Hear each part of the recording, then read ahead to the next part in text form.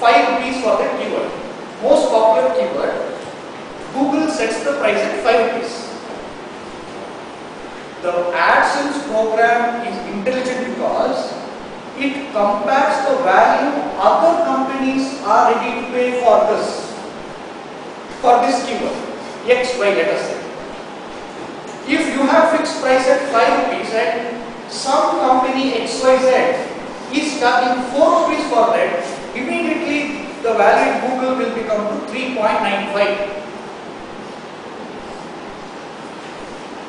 That is what makes Google attractive for business people.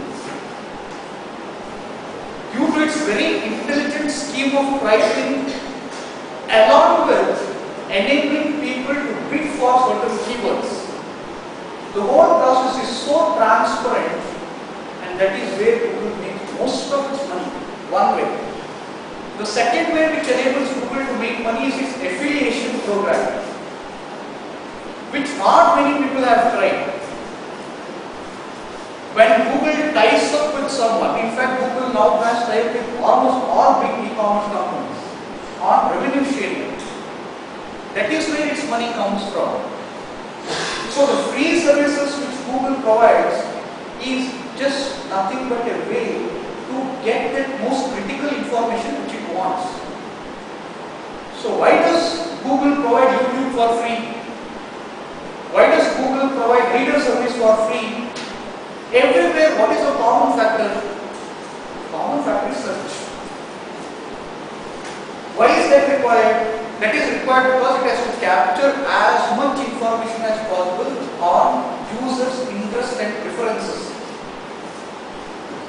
In a way, Google treats this as a way to get critical information which is an input for its actual business model. This is not the business model. So what people miss is understanding the focus of Google. Right? And why many people fail is because they try to make this the search engine.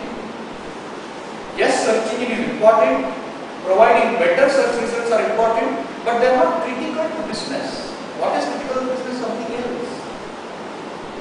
Your ability to determine the right price for the keywords, that is the business model, not the other.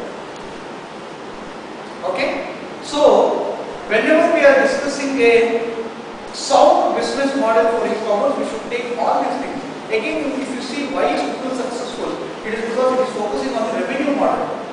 Where does the money come from? They are very sure. Most of the companies want to get money from customers. This will not work. As I keep saying, users in the internet world have been pampered to get everything for free.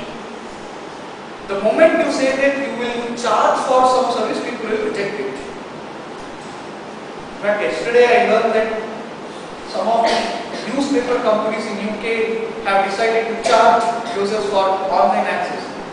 I highly doubt the success factor of this. Anything on internet, charging it per se will not work. That is the reason when we discuss e-commerce, the usual distinction that are B2B e-commerce, B2C e-commerce and all that. B2C e-commerce have not tasted success. Most of the people who focus on B2B e-commerce have not tasted success. It is a B2B e-commerce which has been successful and probably will remain successful.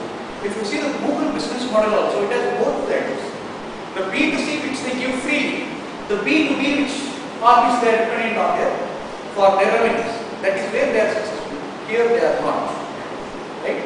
So I will discuss more on B2C, B2B and all in my next class. But my summary for this particular session will be this.